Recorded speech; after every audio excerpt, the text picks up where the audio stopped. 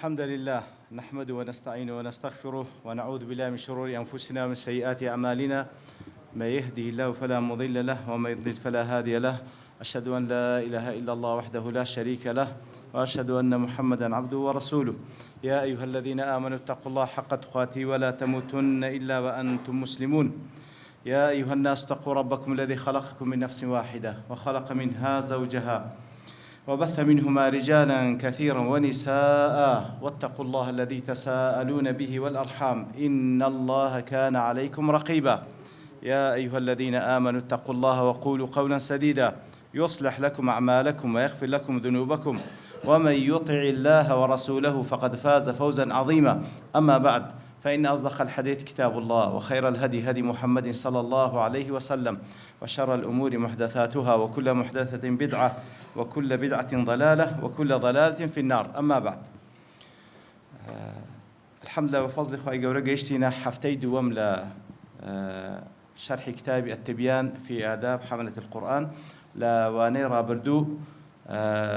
مقدمك ما باسكر لبو ضرورة كتابكي وباشان باسي عنوان كتابك ما كر وباشانيش بشك من لجياني أو كلابيا وباسكر إمام النووي رحمة إخوائي لبي أو بإذن إخوائي قورا دسينا خزمة مقدمكي كإمامي نووي بخوي نسيتي. طبعا لسرت هذا بسم الله الرحمن الرحيم دستي بيكرديا مقدمكي لسرت هذا بسم الله الرحمن الرحيم دست بيكرديا أوش ديارة زوربي زانان أغلب العلماء يصدرون مصنفاتهم بالبسملة. زوربي علماء زانان كاتكوا كتابك تأليف ذكن بسم الله الرحمن الرحيم دست بيذكن. حديثك من هي كل أمر ذي بال لا يبدأ فيه بحمد الله فهو أقطع. هر كارك بناوي رب العالمين يام بحمد سنا ورب العالمين دست بينك فهو أقطع أو دهب راود بي. بلام حديثك ضعيفة حدثك ضعيفة. ابن باز رحمة الله عليه حسن لغيره حدثك حسنا لغيره ومعلومة لدرجات باب من علوم الحديث صحيح نية حسنة حسنش نية حسن لغيره بلام والحديث معناه مقبول ومعمول به. حدثك معناكي مقبولة فعلا همشتك ببركتي ناي خواي جوري دست بكازور مهمة وكاري شبه ذكره استنادا لسروش فقد افتتح الله كتابه بالبسملة. الله سبحانه وتعالى كتابك بسم الله الرحمن الرحيم دست بذكا وهمش ما دزاين بسم الله الرحمن الرحيم يا كم آية لهم سورتك. وسليمانش عليه الصلاة والسلام أين أويش كاتكوا كتابك دنيري ناميك لبو ملكي سبأ دنيري أيش با بسم الله دست بذكا. پیغمبری خومن صلی الله علیه وسلم کاتێک کەوا نامەیەک دەنێری لە بۆ هێرەقل ئەویش هەر بە بسم الله الرحمن الرحیم دەست پێ دەکا. ئیتر کتاب ئەسڵ وایە لە ئەسڵی قورئانەوە کە بسم الله دەست پێ کردیە لێیە اقتداء بە کتێبی خوای گەورە اقتداء بە رسول الله صلی الله علیه وسلم کە نامەکان بە بسم الله دەست پێ کردیە هەموو کتێبێک بە بسم الله دەست پێ دەکا. و لێرە جیاوازیەک لبيني كتاب لبيني خطبة وتار. لو تاريش بيغمبر صلى الله عليه وسلم بسم الله دست بكرديا بسم الله دست بكرديا نخر. بيغمبر صلى الله عليه وسلم افتتاح خطبة كاني بحمد سنابوه إن الحمد لله كوا تفرق لبيني وتار هي لقل كتاب بسم الله دست بيدكا همو إيشي ذي بال وكل حديثك أجر وتشمان ضعيفشة بسم الله دست بيدك بلام وتار بحمد سنة دست بيدك لو إمام نووي بسم الله دست بيدك وتارني أو كتابة ولو يدل ذهب أكثر الفقهاء على أن التسمية مشروعة لكل أمر ذي بال عبادة أو غيره. الشرع ناسا رأيا وهم مشتك بسم الله دست بكاتن أو كاريكا دست بك عبادته ياخذ غير عبادة لا أمور مباحات شرعي شك دكي بسم الله دست بكي باشان هل لدواي نسرا خطبة الكتاب خطبة الكتاب تسيا خطبة كتابة قبل تعريفها شكون دلي وهي المقدمة التي يستهل بها المؤلف كتابه، أو مقدمة أو بيشتشي كوهم مؤلفك كتابك يخوي بيدس بيدك، وهي عادة تبدأ بحمد الله والثناء عليه والصلاة والسلام على رسوله. عادة بس دس بيدك حمد السنة لبوزات الله تعالى، وهل صلاة والسلام لسر پیغمبر صلى الله عليه وسلم. ثم لدواء أو حمد السنة تتضمن بيان سبب تأليف الكتاب وموضوعه ومنهج المؤلف فيه. فاشان أو خطبة كتابة لدواء حمد السنة تيتدا سبب تسيا أو كتابة تأليف كردية مؤلف بابة سرچيكي تسيا منهج مؤلف لو كتابي بتشويك منهجي قريت تبر. فاشان دين سر دلي قال الشيخ أو بابرين أو كوا يكم ذا كتابك يا نسيته. عادة علماء بيشوتر مخطوطتشيان هبوا ياخذ درسشيان قتيته هندق لطلبك نسيتيانه بهر حال أو كوا يكم ذا كتابك نسيته بوشيويا بيشي كلمات كان كإمام نووي كديت مقدمة أوها وصف إمام نووي دكا بتسان صفته. قال الشيخ الإمام العالم الزاهد الضابط المحقق أو زانا وكيديني أو كلماتنا وقت تعريف ايش بكن خرابني شيخ بيش همشتش يعني أو صفاتنا كاسيك بو صفاتنا وصف ذكر لنا مسلمانان ضل هذه الصفات الناس تناقلوها مسلمانان لنوي يكتري كباس إمام نووي دكان بوشيوي وصفي دكان والناس شهداء الله في أرضه مسلمانان بتايبتي وكل حديث بيغمبرها صلى الله عليه وسلم أنتم شهداء الله في الأرض كواتك مسلمانان بشيوي مواباس عالمك دكان فعلا أو شاهديك إن شاء الله لزي خويتي كاتي كدلين الشيخ شيخ للغته جوازا لشيخ لعرف علماء شيخ للغته وبكسر إذا قلت لي طعن في السن كوتب تناو 8 أو من جاوز 40 أو 50 يعني أوي يواهد لباس صار بيه قلت لي الشيخ لناين 8 أجر كافرج بها يعني هو علاقة با أوني ولا ناين لغته يعني لدواي بنزا بيد قلت لي الشيخ بيه قلت لي الشيخ أجر كافرج بي أو أجر مسلمان بي ومن باب أولى وكورز ديناك بيه قلت لي الشيخ يعني بحسابات أنا من لروي 8 والشيخ من لروي 8 بلام لعرف علماتيا شيخ بشير قلت لي من بلغ رتبة أهل الفضل كسيك جيشتبت مرتبي أهل فضل بويكوا علمي تشاتش بيو خلشي فيردكا بيقول شيخ. الإمام إمام تشيا لا شرع ده أو آتي جمال بيستسار سورة السجدة فرمي إمام تشيا لشرع ده وجعلنا منهم أئمة يهدون بأمرنا لما صبروا وكانوا بآياتنا يوقنون كواتا بالصبر واليقين تنال الإمامة في الدين وشيخ الإسلام ضل صبر ويقين براستي أوي كسيك دكاتا إمام لدين صبر برامبر بشهوات يقين برامبر بشبهات صبر برامبر بشهوات يقين كالتي وديتن لنتيجة علم ويقين دروز دبي يقين برامبر بشبهات كخوي راجل برامبر بشهوات وشبهات شاني أوي كواببت إمامه خلشيش اقتداء بيبكا. الإمام العالم عالم شيء أو كسيكوا لا يصل للعلم إلا بعد طلبه وإتقانه وبذله الجهد فيه أو أجر بيش رانا بنسن لبس سرعتي أو كم ذكري دواء إن شاء الله أو ملفي لله مبتندم إن شاء الله. عالم أو كسيكوا ناقة أو درزي كبيقوتري عالم إلا لدواء وكوا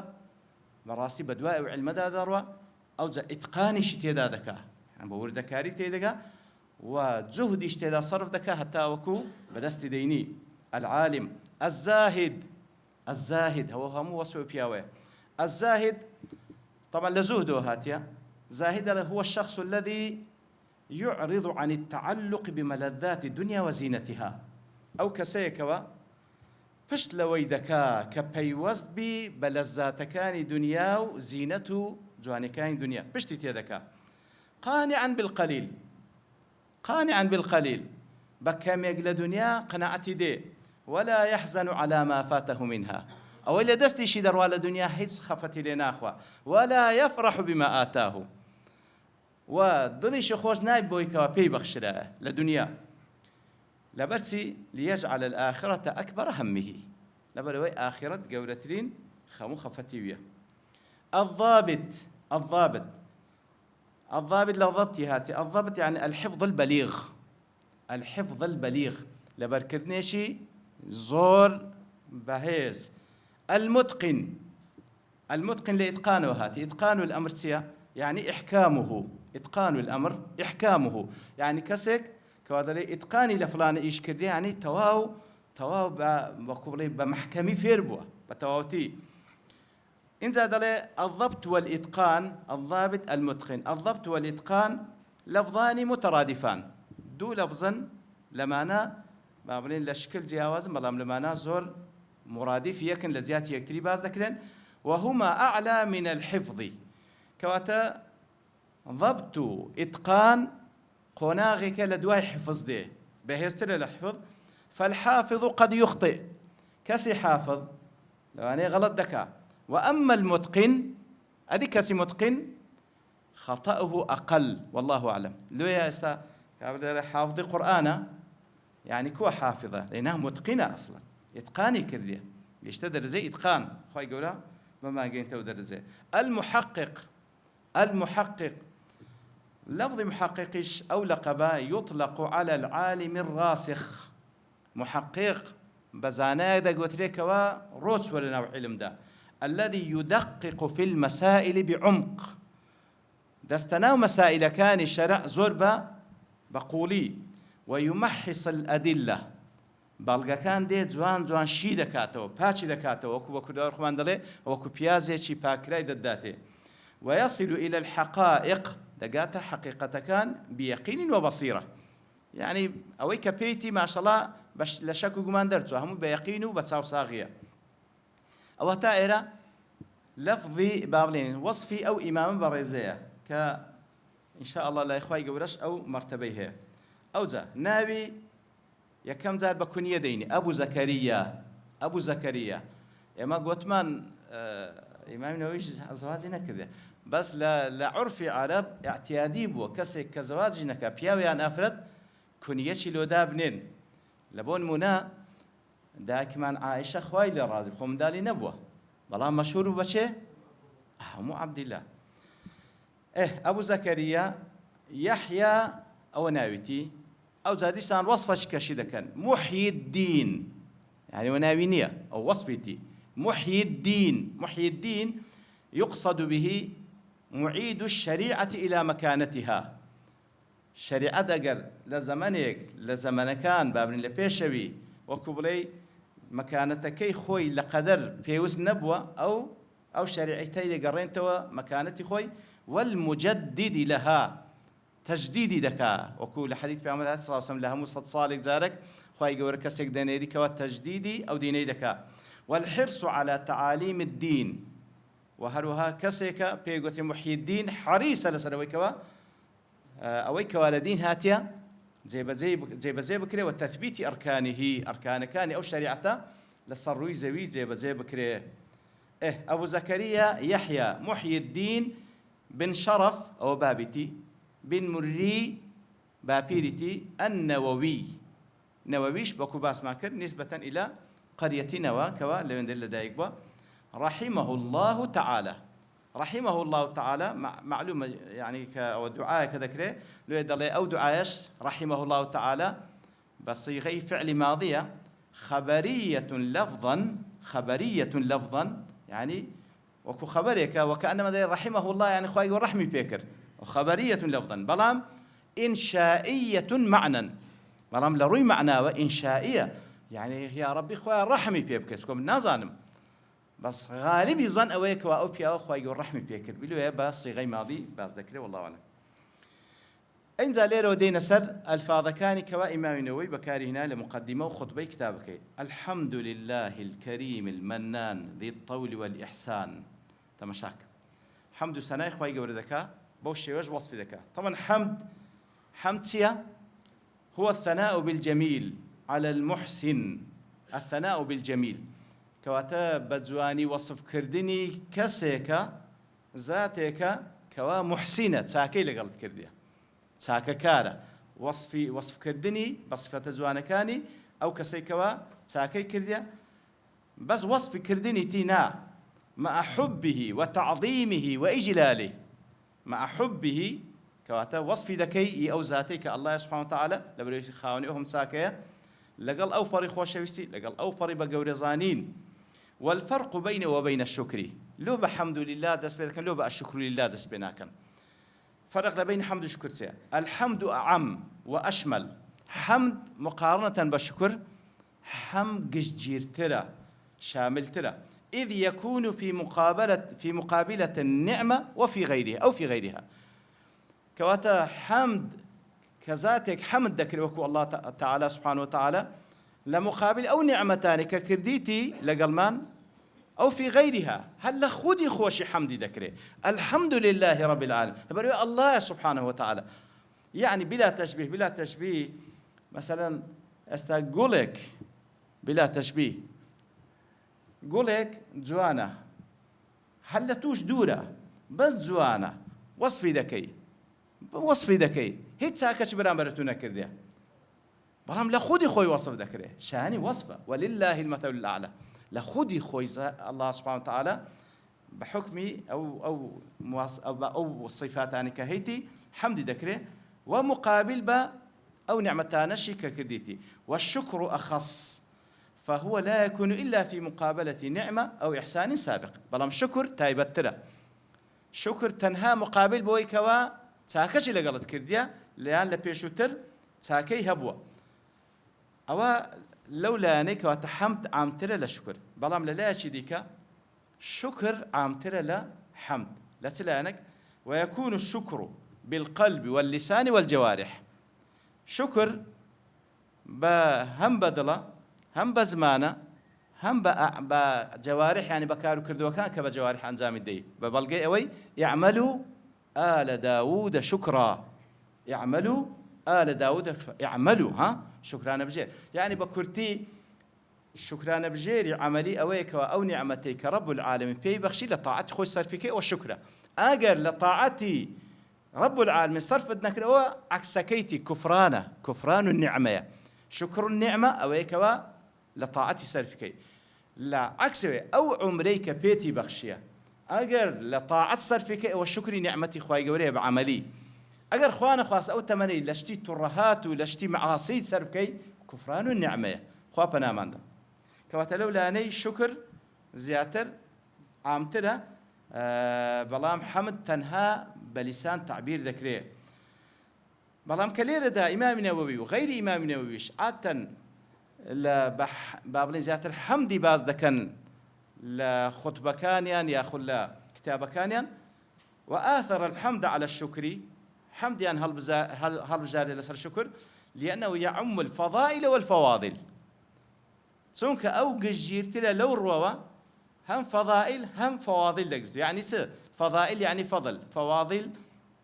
يعني أي الصفات التي لا يلزم تعديها إلى الغير رب العالمين حمدي ذكري لسأو صفاتان كوا لا يتعدى إلى الغير لذات خوي سبحانه وتعالى خاون علمه خاون رحمته سبحانه وتعالى الحكيمة إلى آخره والتي يلزم تعديها إليه وهدوها حمدي شي ذكري لسر أو صفاتاني كوا لوية ودردس لبو بندكاني كالكرم وكو كرم خواهي كرم لقى بندكاني ذكا أو هم تاكان لقال ذكا باشان الكريم كواتا الحمد لله الله سبحانه وتعالى طبعا ولله الأسماء الحسنى كوا همو ناوكاني ديكي رب العالمين ددريت باللفظ الله ونيا لو اسم علمه همو ناوكاني ديكي ددريت باللفظ الله أو زلير دا فعلا ناوكاني كا هندق لناوكاني دا بال أو لفظي الكريم المنان ذي الطول والفضل والإحسان الكريم طبعا كريم أيش بمعنى سخاوته بخشين دي بلان فرق لبين الكريم والسخي تيه الكريم من هي سخيش من هي الكريم كثير الإحسان من دون سؤال أو ذاتيه كوا زور ساكدك ببيو لي برسيار بكي ببيو لي داوا بكي والسخي عند السؤال بس سخي أو كسيه كوا كاتك كوالي داوادك أو زبس خاوت بيد بخش بلام الكريم ببي سؤالش فالكريم يعطي قبل السؤال. المنان أيش هنا وتشكيلنا وفيروز كان رب العالمين المنان أيش الذي يبدأ بالنوال قبل السؤال. سبحان الله بيد بخشي بيش أوي كوا ليه بالدواب كي فعلا رب العالمين المنانة بلام لبو بندكاني يعني ما تمشي هندك يعني الأسماء كاني خوي يقول سبحانه وتعالى هندي شيء بيست إما هول بدين وكو عبدك بشق لو اسم ما لبيته زي مثلا الرحمن ونيا فرمانش ما بيته برحم بلغ قال يكتري بلام هندك لنا وكان تايبته بي مثلا الكبرياء ونيا المتكبر مقصدم ككبرياء تدا يقلو أنا المنان خوي يقول سبحانه وتعالى شاني أوي من ندلة سبندكاني بك شاني أوي كمن ندلة سربندكاني بك البرو بيش أوي وان داب كان خوي يقول بياني بخشية وفعلا فضل كاني شي هندزورة يعني فعلا من أدباري خوي يقولين ومن أدباري بيغمبر كيشين صلى الله عليه وسلم بل الله ورسوله أمن وكو أصحاب ديان فرمو خوين لرازيبي ملام لبو إيما آية من نتكردن جائزة نعم يا الذين آمنوا لا تبطلوا صدقاتكم بالمن والأذى نكن سبحان الله هذا بتماي بطالبوني صدقش أجر من نتكردني تدابي لدواء صدقة قول المعروف والمغفرة خير من صدقة يتبعها أذى لازمني أو أذى أشكوا من نتكردنا براستي كواتا إيما نابي من نتكردنا وكولا سورة المدثر دفن ولا تمنن تستكثر من ند مكو بلا زور مكرديا نكي لبروي اگر ايمش هر تساكيق لقل هر كسيق بكين ابتدائي او تساكي او فضلي كأما كريت ما هل الان خواهي قوري سبحانه وتعالى تو ناتواني اشتيق بكي ناتواني تساكيق بكي اگر خواه توفيق انك سبحانه وتعالى مصدرك وسرتساوك هلا اوا اما مجرد سبب يشين براستي هم الان فضل إخوائي قوريه سبحانه وتعالى لويا فعلا دعايش براستي يعني أتو تمشاك لنا وبندكان كوكو قلت من أصل وإما من ند نكين بهيت شيء بلام مثلا داكو باب لسر من دالي إخو أصل وإما هيت من ند نكين بلام كاتك ومن دالي كت يعني غلطك دكا بلام برد كلهم بابتم يعني كذا لي بابتم يعني أوهم ما اندبوني لجياني خوم كرديت من البينايت نوعي كلامنا الدنيا بلام إنساني في ترخاوين كذاك باب من نتشي لسربكن لزتك لو من تدبيني ونيا لسدلي جراني أنا إكاخو مثلا غير كسك من لسربكا دلي خو تو كاك يعني خو تو السبب نبوي لبوجودي من يعني خو باب مني إلو كاك من صدق يعني حتى إمام الشافعي رحمة الله عليه لسر من زور زوان دفرمي دلي بكسك ومنت لسر كذا رأيتك تكويني بمسيس منة وكأنك كنت الأصل في تكويني تدبينم يعني منتيكم لقل لكيو دمسوتيني بو منتيك ولا سرم دكي وكأنما أتو أصل بو إلا بدرس بوني من إلو منتم لسر أو زلوا بمنتي خوي برامبري في شان دات دلي يعني بيشتم هي سنية فلقمة العيش تكفيني إلى يوم تكفيني من هذه السملة صدقي والله يك لقمة جيانم كافية إلى يوم تكفيني هذا أوراج كيف ندكرم من هذه السملة صدقي يتر من نتي عبد مرفوزة بها مش هيك ومن نتي رب العالمين هسكر دب من نتي رب العالمين بكو عبدك والله لذتي لذكي بعكسه لو يتصاوري لك زياتر يشد بيه بخشي أو بيستار ساعات بس ما دام ذي الطول والإحسان الشرطة وكين ذي الطول هل وصف رب العالمين ذي طول تيه صاحب النعم الكبيرة والفواضل العظيمة التي لا تحصى على عباده ذي الطول أو ذاتك وخاوني أو نعمة قوراني أو فضل عظيماني ناجمير دري وإن تعدوا نعمة الله لا تحصوها ناجمير دري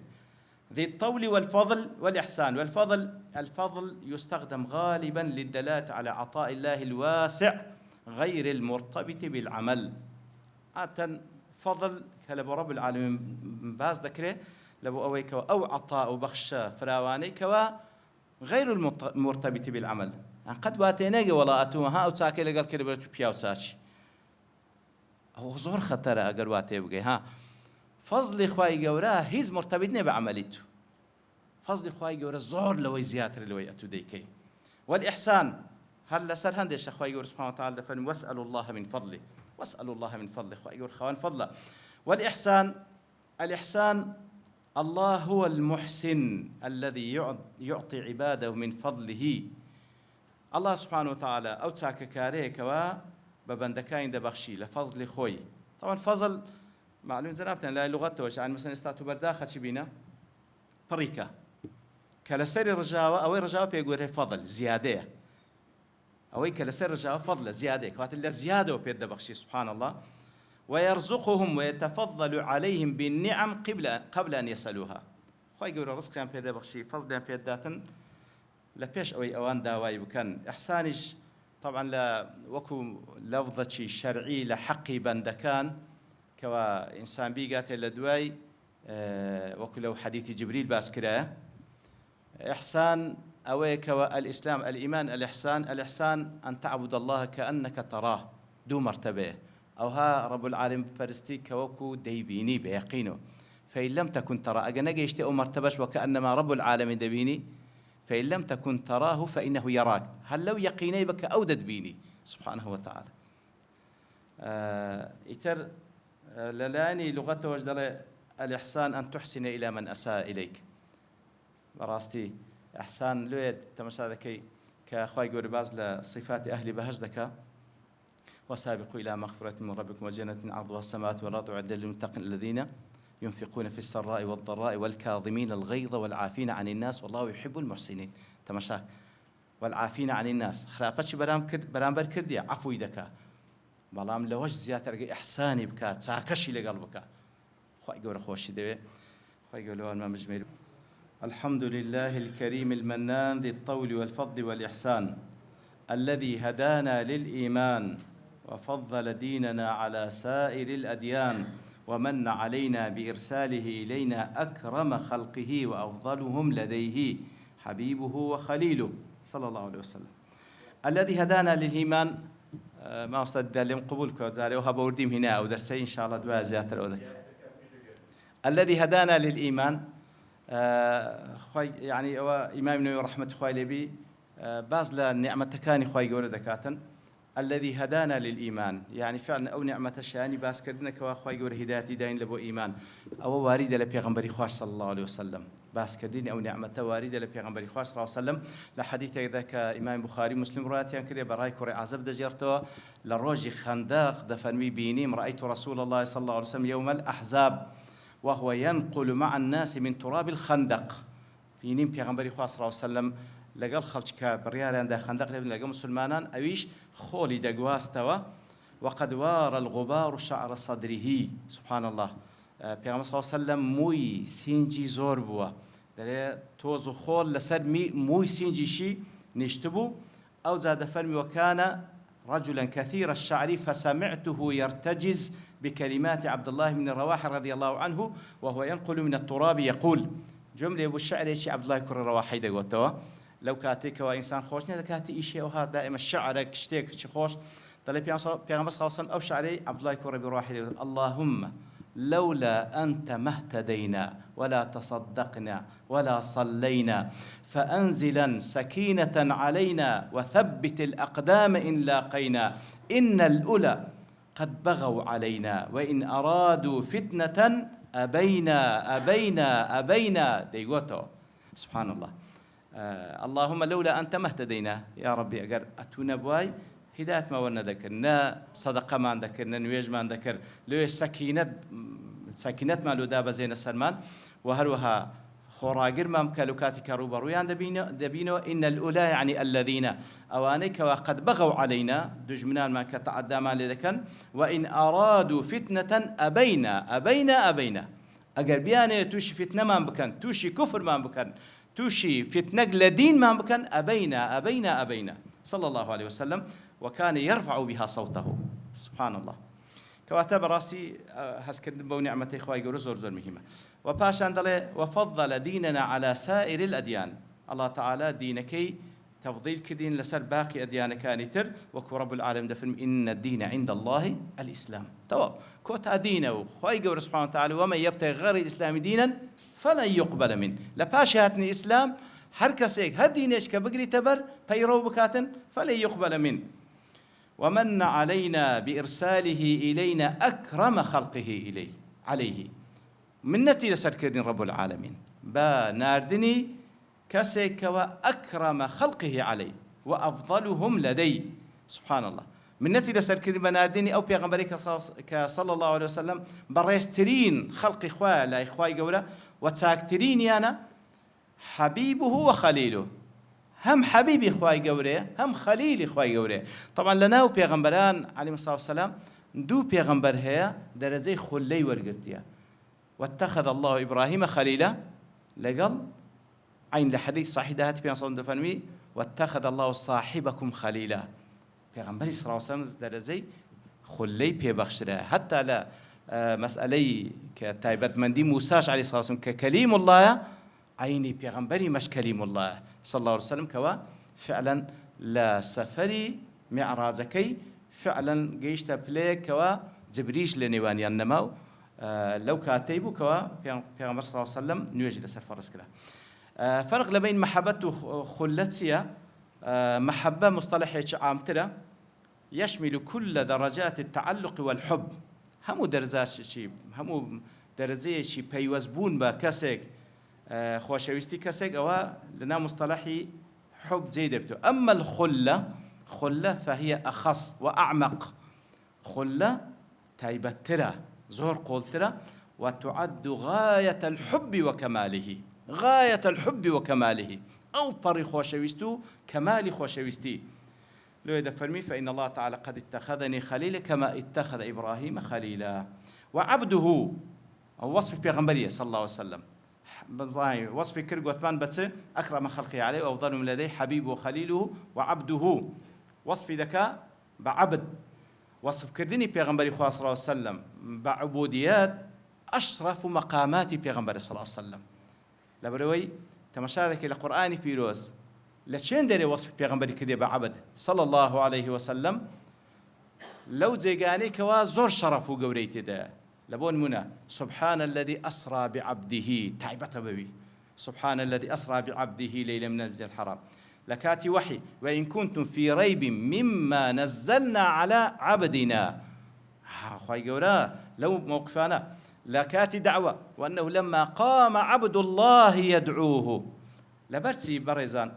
وما خلقت الجن والإنس إلا ليعبدون وظيفي إنس وجن أصلا عبادته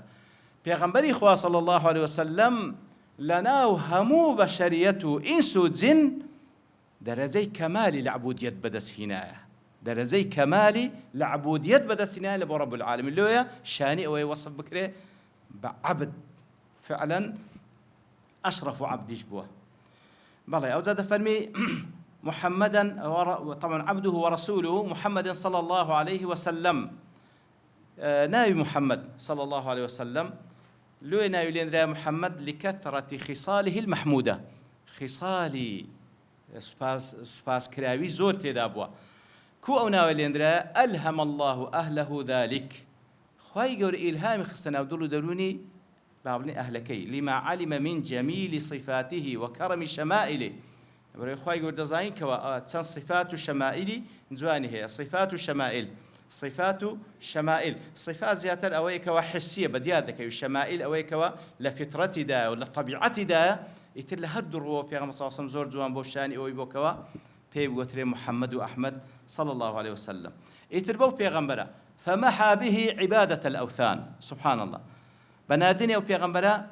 صلى الله عليه وسلم خواي قورة فمحى به أي بمحمد صلى الله عليه وسلم عبادة الأوثان عبادتي بتكاني هموي سريوة وأكرمه صلى الله عليه وسلم بالقرآن أنزا خواي قورة سبحانه وتعالى ريزي لنا قورتين ريز لناني رب العالمين لا محمد المصطفى صلى الله عليه وسلم لا باشا يجب الله أمتكي بسيا بنارديني قرآن بوا أو ذا وصف القرآن ذكا المعجزة المستمرة على تعاقب الأزمان أو معجزي بردوامة على تعاقب الأزمان، زمن لدواي زمن، سدى لدواي سدى، حتى روج قيامته لقرآن معزي قورترنية، لمعزي همو بيغمران قورتره، لمعزي همو لدار عصايك موسى عليه الصلاة والسلام، لا زندي كردنوي مردي بإذن خواي قور بدست عيسى عليه الصلاة والسلام إلى آخره. لهم معجزات كان قورتر ببلغيه ويكوكو لسورة العنكبوت رب العالمين دفن وقالوا لولا أنزل عليه آيات من ربي، بباوران دان قول باشا له معجزات لو دانا بزي للان رب العالمين. قل إنما الآيات عند الله، بيام يا رسول الله آيات لا الله تعالى، وإنما أنا نذير مبين، وصفه بيام صلى الله عليه وسلم نذيرا. أولم كوات يعني دابزان ديني معجزات خول هذا صلاة بيام بدني صلى الله عليه وسلم أو زاخوا يقول أولم يكفيهم هذيون ده كافين كذا معجزة كان أن أنزلنا عليك الكتاب يتلى عليهم، كوات الله مو معجزات قبل تديو قرآنية، كوا فعلا لا تنقضي عجائبها تارج قيامته.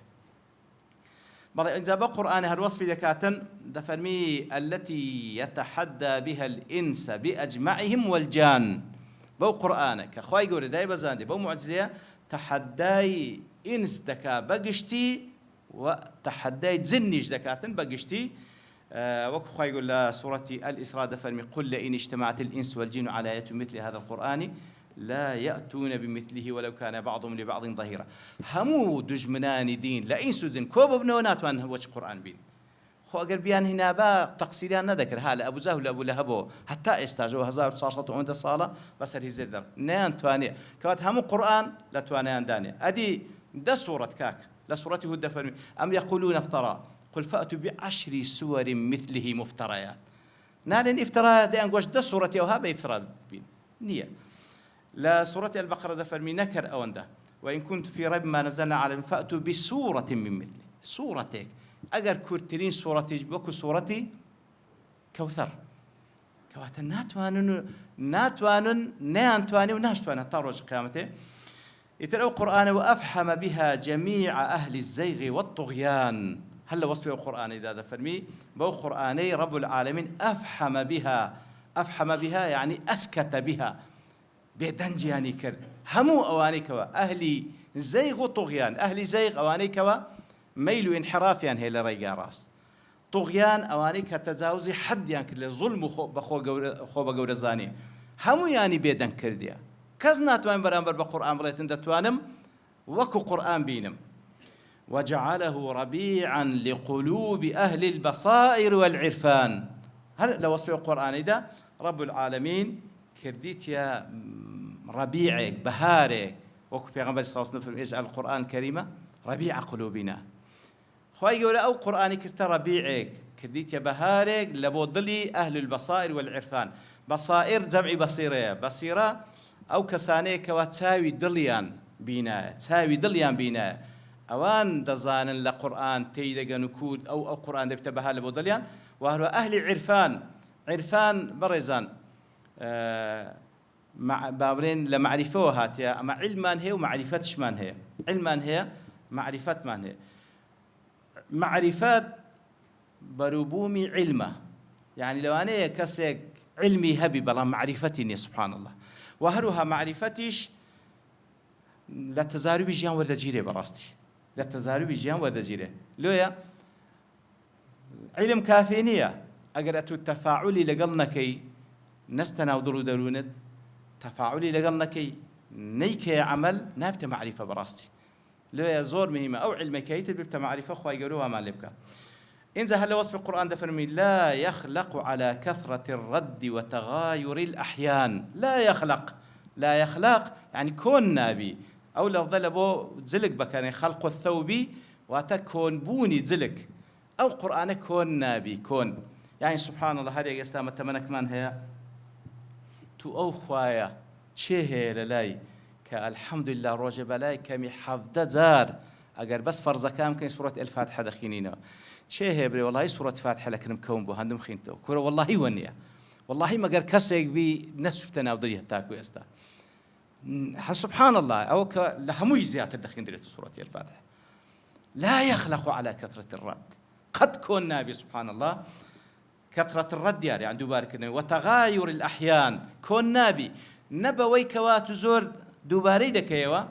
نبوي كوات تغاير الأحيان واتا أحيان جمع حين يعني وقت الزمن يعني كبس سردمش بس هذا روح كون نبي إدي وهزار وصارصة أون صالة دابزيا كون نبي سبحان الله ويسره للذكر وهروها لوصف القرآن دفن رب العالمين آساني كرديا لبو أويكوا ذكري بيبكين بمعنى كلمة ذكر واتيادي خواي قوري بيبكين حتى استظهره صغار الولدان استظهره أي حفظه الولدان عن ظهر قلب سبحان الله آساني كري ولقد يسرنا القرآن للذكر آساني كري تاويلي هتنقورا من دال لبرد كان وضمن حفظه من تطرق التغيير فيه والحدثان وضمن حفظه إنا نحن نزلنا الذكر وإنا له لحافظون الله تعالى زمانة حفظ القرآن الكردية لويكوا من تطرق التغيير فيه ويكوا هيس تغيير كمكورتيش بسردانيه وكزانان دفرمون نكهل لفظكي حتى لتفسيرك شي رب العالمين لهمو زمانك ولهمو مكانك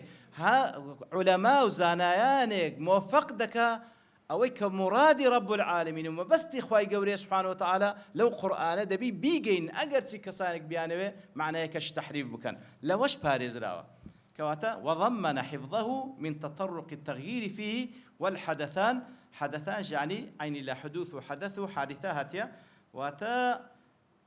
خواي قوري سبحانه وتعالى شتي شوي بسرنايني كبسرين هات بها تاكو استا لوي خواي قوري سبحانه وتعالى باراستيتي وهو محفوظ بحمد الله وفضله ما اختلف الملوان وهو محفوظ يتر القرآن بارز راوة كرب العالمين الشاني وكحمد وكرير سري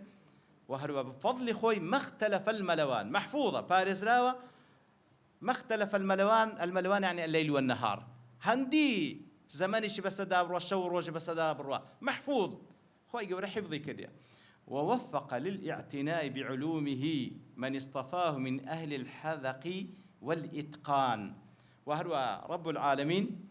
كسانيش موفق كردية سركوتو كردية كوا جرنجي بعلمك يبدن بعلومكان يبدن نك بعلومكان يبدن شينا أو كساني كوا يقولون موفق كردينا من اصطفاه براستي أو أنا هل بجير دراون لا رب العالمين لو علماء من أهل الحذق والإتقان حذق ايش هربع معناه اتقان ومهارات يعني لقل اتقاني تقريبا دو لفظي مترادف يكن كواتا كسانيش لعلماء اواني كوا اهل اتقان موفق كده كوا بارزغاري لا يعني خود جرنجي بعلو مكان بدن اتر اول وصف علماء دله فجمعوا فيها واتا علماء كان فجمعوا فيها من كل فن تماشاك لهر علمك ومتعلقه بقران وعلوم كيتي وقراءه كيتي وتفسير كيتي الى اخره فجمعوا فيها من كل فن ما ينشرح له صدر أهل الإيقان لو يتمشاك لهر علم يقلع المكانك ومتعلقة بقرآن بيروس خواهي يقول كساني شي موفق كرديا كوا لو فنوا لو علموا لو اختصاصا شتيك باز دكن ياخذ شتيك دلوسنو وشتيك لا باب لبو خلشي رون دكنوا كوا اواني كأهل يقين سين جام بي فراوان دبي تو ضليان بي خوش دبي إيمانيان بي زيادك إيقان طبعا ليقيني هاتيا يقين أو علمية العلم المنافي للشك المثمر للعمل يقين أو علمية كوا المنافي للشك شك ما انت إذا نما تشي لديتن بربو مكشف عمل لدوا ذلك كواتا أهلي يقين براسي ضليان فراوان دبيتو كاتكوا جول علماء دقرن كاتك لهر علمك لو علومان متعلقة بالقرآن باز ذكري أو زاد الله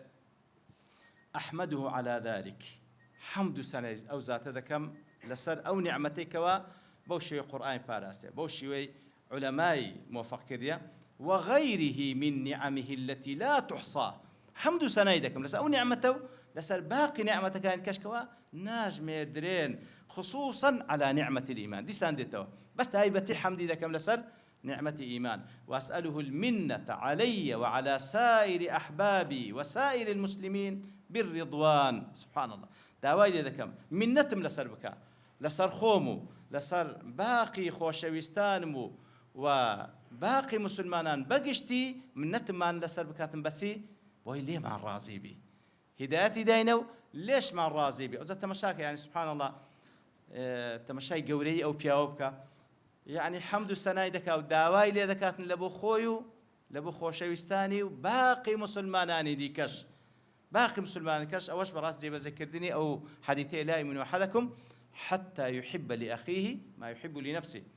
إنزا وأشهد أن لا إله إلا الله وحده لا شريك له شهاد مان ديني بوحدانية رب العالمين شهادة محصلة للغفران سبحان الله شهادتي ددم كتاوم لي بو شاهدي خوا ليم خوش بي منقذة صاحبها من النيران خاونەکەی کە بەخۆیتی لێرە شاهدیدا بەو نیازەمە بەو هیوا و ئاواتە و بەو ڕەزایەمە کەوا خاونەکەی بەو شایەتمانیەی لە ئاگری جەهەنەم نەجاتی بی موەصیلەتەن له إلى سكن الجنان هەر بەو شایەتمانەی بیگەینیتە چێن دەرێ إلى سكن الجنان خوای گەورە بە هەملایەکمان ببەخشی طبعا هر دیارە بەخۆی عولەمای قەدیم بەتایبەتی نەوعێک لە سەجاعیان بەکارهێنایە لە قسەکانیان يعني فعلا